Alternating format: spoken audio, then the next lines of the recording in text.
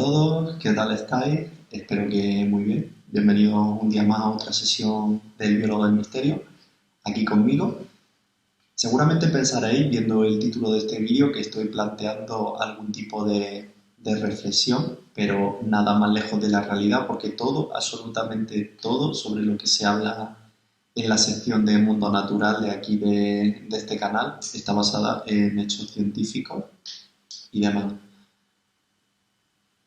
Hoy vamos a hablar de si verdaderamente somos los mamíferos los que dominamos el planeta Tierra. Porque, claro, teniendo en cuenta que nosotros decimos que los mamíferos son los dominantes en el planeta, teniendo en cuenta que nosotros somos mamíferos, quizás estemos pecando un poco de ser subjetivos. La idea se basa en que la vida en la Tierra se divide en tres eras, a saber, Paleozoico, Mesozoico y Cenozoico. Actualmente nos encontramos en el Cenozoico. Esas tres eras están divididas en distintos periodos. Es decir, si hablamos de la era en la que estamos, como ya hemos dicho, es el Cenozoico, y de periodo estaríamos hablando de el Holoceno. Os voy a dejar aquí una gráfica de las distintas eras que ha habido a lo largo de la historia de la Tierra, un poco para orientarnos. Pues a lo largo de esas tres eras, en concreto en la primera era, en el Paleozoico, ya estuvimos hablando un poco de esta era cuando hablábamos de la meganeura, de esa especie de libélula gigante que vivió en el Carbonífero. El Carbonífero es uno de esos periodos, es uno de los periodos del Paleozoico.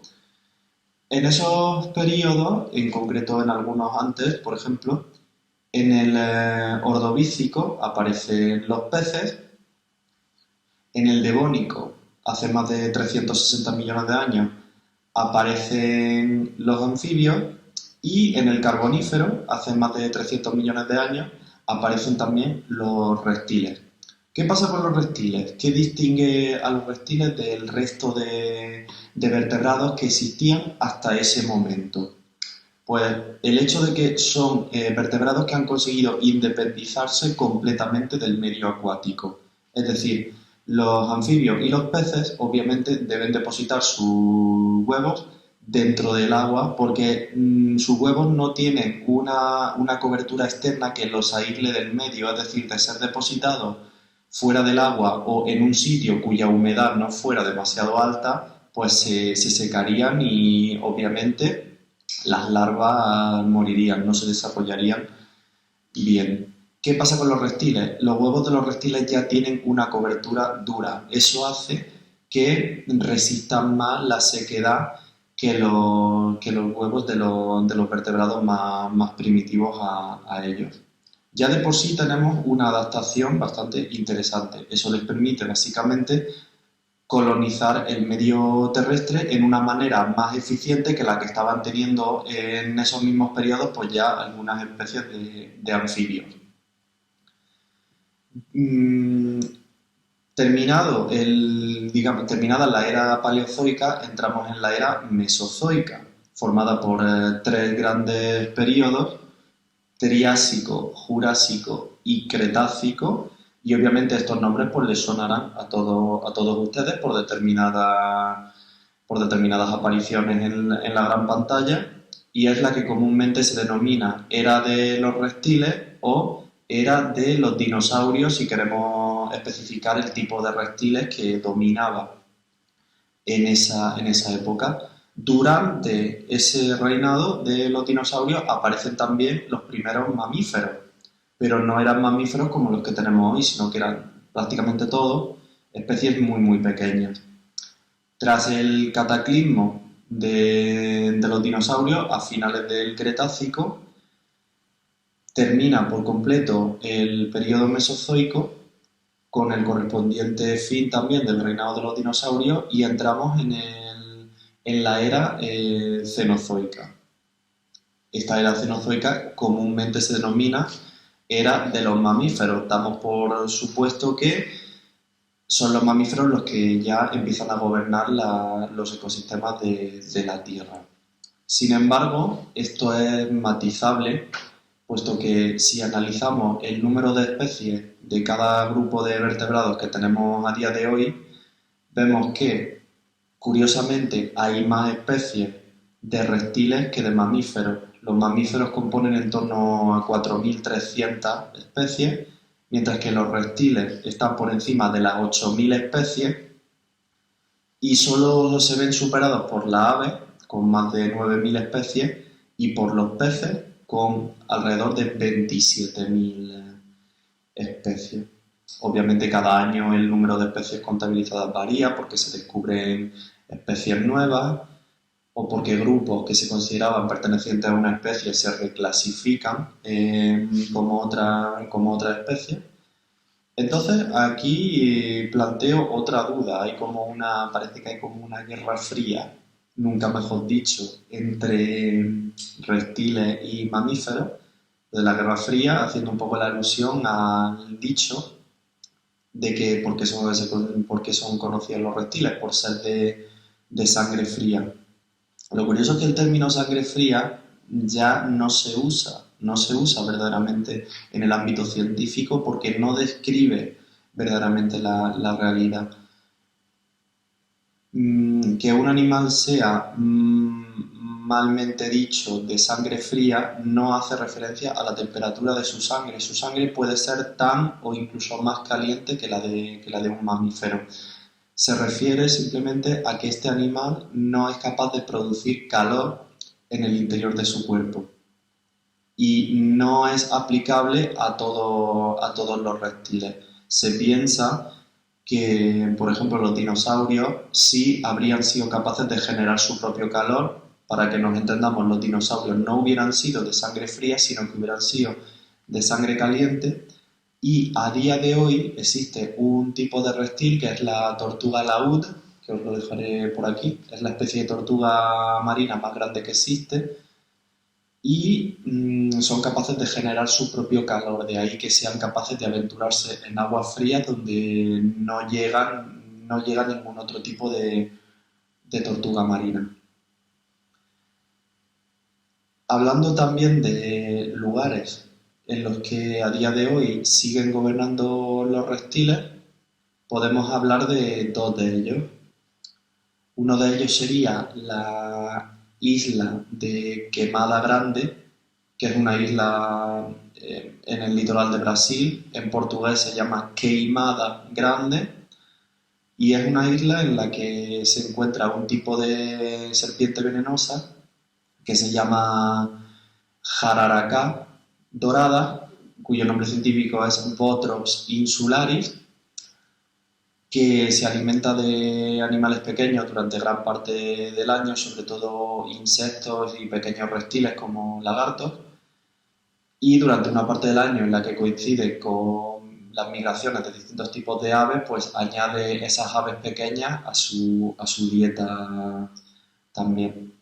Es una isla que además goza de bastante mala fama y hay muchas historias pues, de naufragios y todo eso, en los que barcos pues echaban anclas en las costas de esa isla y sus integrantes pues morían al pasar una noche en la isla atacados por estas serpientes que, como ya he dicho, son venenosas. Prácticamente en el otro lado del mundo, en Indonesia, hay unas 5 islas en las que vive la que se considera la especie de lagarto más grande que existe, el denominado dragón de Komodo, que os lo dejaré también por aquí. Es una de las dos especies de lagarto que existen en el mundo que son venenosas. La otra es el monstruo de Gila, pero los venenos que poseen son de naturaleza completamente diferente. Estos dragones de Komodo pueden ser encontrados en 5 pequeñas islas de Indonesia y a día de hoy se encuentran en peligro de extinción porque su número no pasa de los 5.000 ejemplares. Pueden llegar a medir 3 metros de longitud y pesar 130 kilos o incluso más en el caso de algunos ejemplares de gran tamaño. Son carnívoros, pueden ser carroñeros, pero también cazan activamente usando ese veneno del que estamos hablando. Pero ¿cómo lo hacen exactamente? Dentro de su boca, puesto que muchos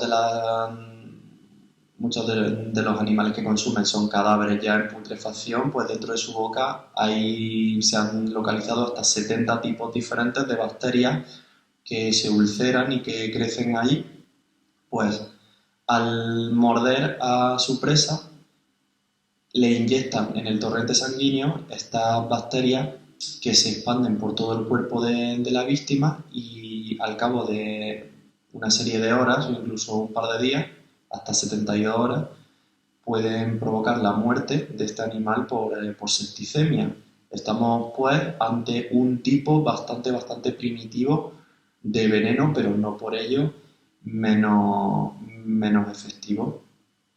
Lo que hace el animal es mantenerse cerca de su víctima después de haberla mordido y esperar a que obviamente estas bacterias hagan efecto y después iniciar a alimentarse. Muchas de sus víctimas son mamíferos grandes tipo jabalíes, búfalos e incluso han llegado a atacar seres humanos.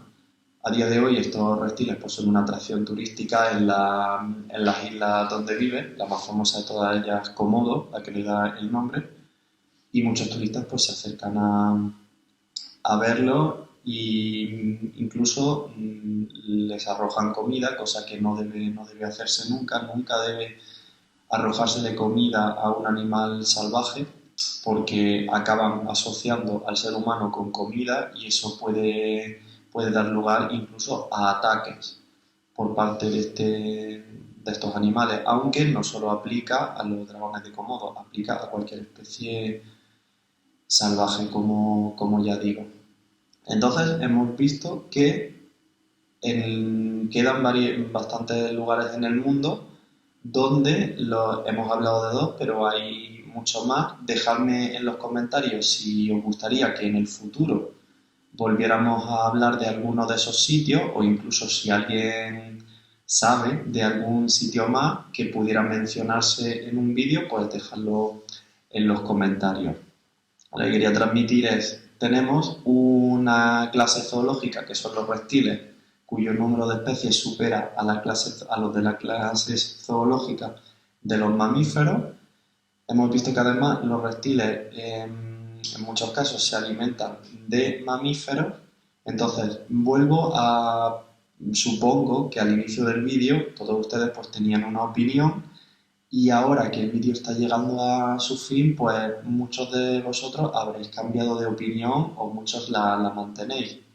Dejadme en los comentarios si pensáis que los reptiles son superiores a los mamíferos o si por el contrario pensáis que los mamíferos son superiores a los reptiles y por qué, es decir, en qué se basan vuestras opiniones. Y lo más importante, espero que este vídeo, aunque corto, haya sido interesante. Si es así, no te olvides de darle al like, de suscribirte y nos vemos en la siguiente sesión de El Biólogo del Misterio. Un saludo y hasta la próxima.